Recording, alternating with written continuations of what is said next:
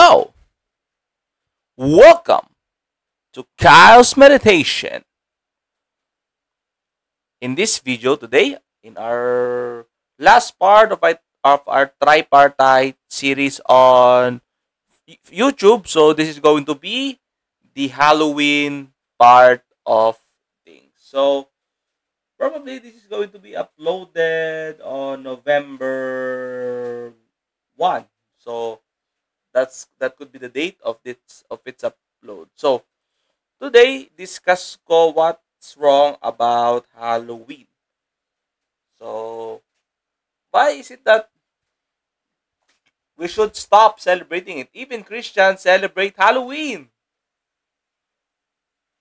Sabi ni Lord, utang na loob. So without further ado, let's pray. Father God, nagpapasalamat ako sa araw na ibinigay po sa amin, Lord. Be our speaker, be our guide. Sa lahat ng aming gagawin, Lord, ay patnubayan niyo po kami. Ingatan niyo po kami, Lord, sa lahat ng aming gagawin. Salamat po sa lahat, sa pangalan ni Jesus nating Diyos. Amen. Ngayon, sa araw na ito ay ating pag-usapan, no? Bakit nga ba dapat nang wakasan ang Halloween? Una sa lahat, hindi naman kasi kay Lord galing yan. Tingnan niyo yung mga mukha sa pumpkin. Wala namang, sa team pala, di ba? Parang wala namang nananakot. So, wala namang celebration na nakakatakot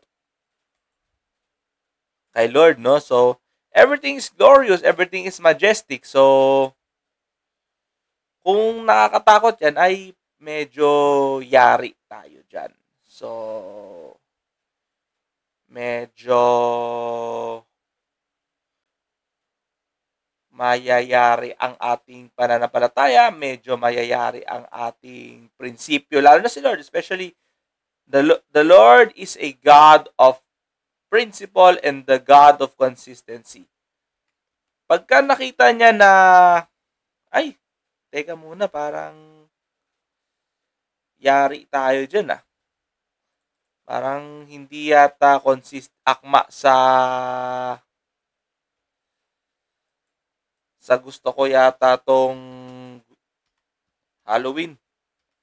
Ano ba yung history niyan? So, kasi, back in the day kasi, the trick or treat idea is pagka treat, wala yung lusot ka sa, trick. Yun lang yun, pag treat, lusot ka sa kumunoy. Pagka kasi trick, kukunin yung anak mo para ialay sa demonyo. Ganon ang idea niya dati. Ngayon, alam niyo ba dati yung bungo, pinantatakip daw yun sa tao. Yung bungong yun, tapos, para pagdating sa dulo, di mo malaman kung sino yung inalay. Pero, pagdating sa dulo, wala na yung taong yun. See? That's how brutal it is, no? So, that is how bad things were before. Back in the day, ganon siya kasama.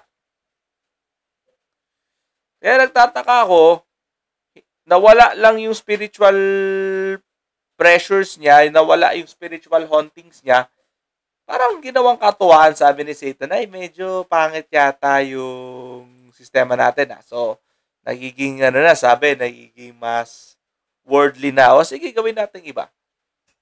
Gawin natin fun. Pero sa totoo lang, the main idea of it, it's actually not good. So, anong gagawin na natin bilang Kristiyano na may Halloween? Huwag yun na lang pansinin, sabi ni Lord. The best thing is just to ignore it. Kasi ang tempting point dyan, di ba may candies. Pero sabi ni Lord, in the future, babalik ulit nila yon yung may darating na pare, may iaalay na bata. So, ibabalik doon din na Satan yon. So, sabi ni Lord, abangan nyo na lang. Lalo na pagka nagkaroon na ng mga effects sa vaccine, lalo na pagka magkaka-raid na, magkakaroon na ng turmoil, especially for those vaccinated people na kompleto sa booster, yan. Makikita nyo na yung Halloween. Ibabalik nila ulit yan. Trick or treat. This time, wala na kayo magagawa. Wala na kayo, mahirapan na kayong kontrolin yung subconscious nyo. It is because your body is ought to be controlled by Satan now. So, kaya nga sabi ni Lord sa akin, ouch. Sa mga Kristiyanong vaccinated, naku, that's a no-no. Kasi mawawalan na ng dignity, mawawalan na ng control ang isang Christian pagdating dyan. So, and then nakita ko nga yung mga bahay ng mga Kristiyano, no? Pati yung mga ibang simbahan. Ginawang Halloween yung simbahan. Oh, wow! Sabi ni Lord, wow! Bahay ko naging bahay ng demonyo. Ginawa pa naman bang katatakutan yung simbahan? May meron daw, sabi ni Lord. Ginawang Halloween daw yung simbahan. Yung service daw, Halloween inspired. Lalo sa mga youth services. Nako! Tapos magpe-praise praise and worship. Tapos yung setup pang Halloween. Sabi ni Lord sa akin. Anong pagpupuri yan? Tapos mag-Halloween costume kayo. Tapos may prize, pagandahan daw. So, nako. Sabi ni Lord, goodbye, Philippines, or goodbye, Christianity. Sa mga nag-celebrate doon ng Halloween, magpaalam na kayo sa Panginoong Hesus. Wala namang magandang itutulot yan eh. It's actually a worship to the devil. Celebrating that is an actual worship to the devil. Kasi anong ilalagay nyo dyan? Di ba puro pumpkins, puro mga ghosts, puro mga itsura ng mga demonyo ang ilalagay nyo naman dyan. Ano ang nakakadangal sa harapan ng Diyos sa ganyan, di ba? So, sabi nila, let's be realistic about it. Nasa per 7 lang tayo. Wala pa tayo sa second heaven. Sa second heaven kasi, may implication kasi yan. So, ang sabi kasi ni Lord, pagka consistent kayo nag-celebrate ng Halloween, ay mawawala ang Diyos. Mawawala ang basbas ng Diyos. Total naman, sabi naman ni Lord, wala naman din kwenta. Wala rin namang simbahan halos ang may basbas ko. So, either way, people can do whatever they wanna do. Sabi nga nila ba, pati nga daw Valentine's, pinatos eh. Pero yun, may parang eto sabi ni Lord, meron daw, natatawa ako, meron daw para daw sa mag-asawa daw, sabi. Sagradong event yung pag may asawa, tapos gagawa kayo ng parang araw para sa mag-asawa, tuturuan daw ng pastor mag-date. Tapos wag kayo may pastor pa nga, ituturo pa kung anong klaseng position yung gagawin sa mag-asawa. Pang matanda daw, pero yung araw na yon may mga ituturo daw na position yung pastor, ano daw yung okay. Ito hindi ha. Meron talaga. Personally, I witnessed it. Narinig ko. Meron daw para lang daw sa mag-asawa, sabi ni Lord. Ngayon, ganun. May position pala, no? Okay. Tapos, yun na nga, sabi ni Lord, wala namang basbas, so okay, go ahead. Tapos, hindi lang naman Halloween yung problema, Valentine's, tapos meron pa nag-o-honor ng All Souls, All Saints Day. Utang na loob, sabi ni Lord. Ano bang dapat ang tamang treatment sa mga Kristiyano pagka All Saints Day? Dapat you treat ito sa regular day kasi sabi ni Lord, ang patay hindi na po inaalala. Ang patay hindi sineselebrate. Bakit? Patay na nga. Paano kung nasa impyerno nga? Di mas pinapahirapan siya doon. Yan ang hirap sa atin Puro nasa langit. Tanong ni Lord, saang langit? Langit ba ng Panginoong Yesus o langit ng Satanas? Sang langit pa pumunta yun? Yun na nga. Trick or treat sa mga Christian na bata daw. Sabi nila, sana alam nyo kung anong ibig sabihin ng trick or treat na yan. Sana alam nyo talaga ibig sabihin nun. Hirap kasi sa atin, pagka treat, bibigyan daw ng tsokolate. Ay, yun na nga bibigyan ng tsokolate. Minsan, ang daming tsokolate. Di alam nung bata, pagtanda, pwede sila magka-diabetes dun. Eto, malupit. Sabi ni Lord, balang araw daw, yung mga tsokolate daw, lalagyan na raw nila ng sangkap yan para matodas ka na agad. Meron daw. Lalagyan nila ng medicine, maglalagay sila ng parang lason dyan. Pagsapit ng malapit na All Saints Day, naku, ilalagay nila yan.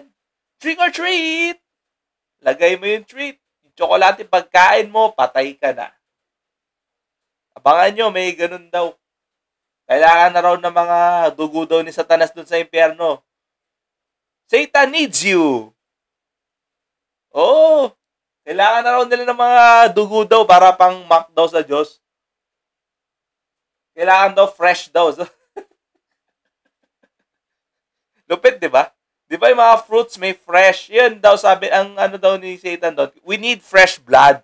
Yung mga bago-bago pa lang sa impyerno. Kasi daw si Satan, pagkakunwari, matagal na raw nilang iniinom yung dugo, nagkasawa rin daw sila. Hindi ganun din. May fresh din. May fresh from new people. Yan, may mga ganun sila dyan. So ngayon, sa mga susunod na Halloween, ganun daw gagawin. So, ano pa ba binibigay sa trick or treat? So, candy, chocolate, tapos, marinig pa daw, ang pinaka Halloween daw, pagka ginost. Yan! Pati pag-ibig ay naging Halloween din. Pag ginost ka daw, aray. Sabi ni Lord, kung ako kaya mang-ghost sa inyo, okay lang din sa inyo, di ba? Pag kayo, ginost kayo, masakit. Pero pag ako nang ghost sa inyo, wala lang.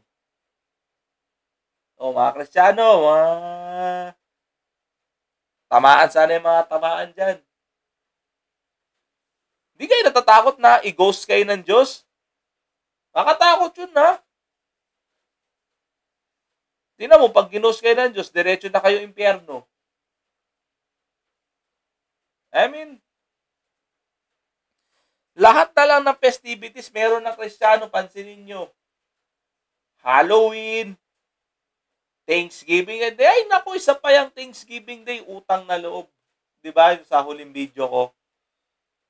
Dapat kalimutan na yung Thanksgiving Day na yan. Papasalamat kayo sa ano. Daming pinatay na tao. Ito, isa pa. Happy Mother's Day, Father's Day. Ano pa ba? Ito, World Mental Health Day. Abangan nyo, magkakaroon din yan. May sariling video ko dyan sa World Mental Health Day. Naku! Keme lang ni Satan yan. Ito gagawin ito katotohanan niya. World Mental Health Day. Pero yung spirit of craziness, spirit of anxiety, dyan nila ibubuhos. Mag-exponiate yung mga mababaliw, yung mga mawiwindang. Yun ang plano. Yun ang plano ni Satan dyan. May sarili akong video dyan sa mga kapalastugan ng demonyo niya. Kunwari, maganda, no? Baka di nyo lang alam, yung Mother's Day, yung Queen of the Coast ang sineselebrate dyan.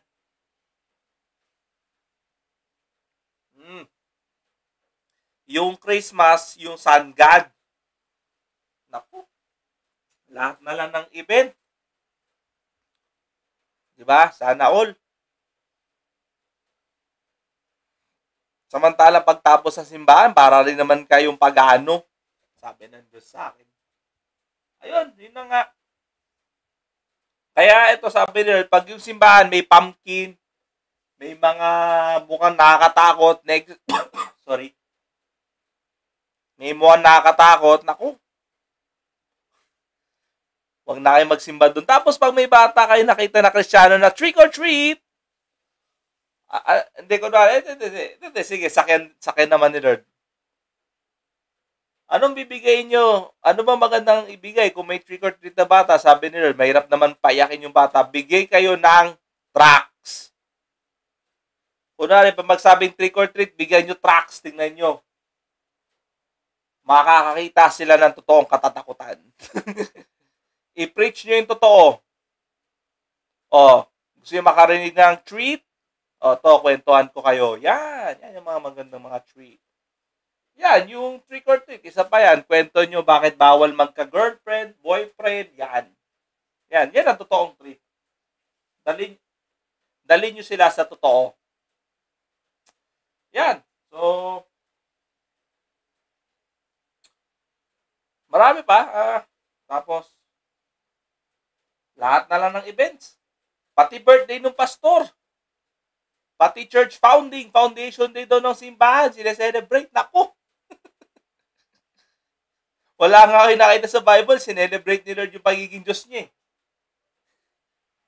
Wala kayo nakita sa Bible na sinelebrate yung pagiging Diyos niya. Wala. So, yun na nga, I hope this video gives you an idea why the Lord is not happy with His church today. Susunod yan, yung susunod na special video, Pasko. Naku! Lahat ng denomination merong version ng Christmas. Sabi ni Lord, goodbye na. So, yun lang naman. That's all for today. Thank you and God bless.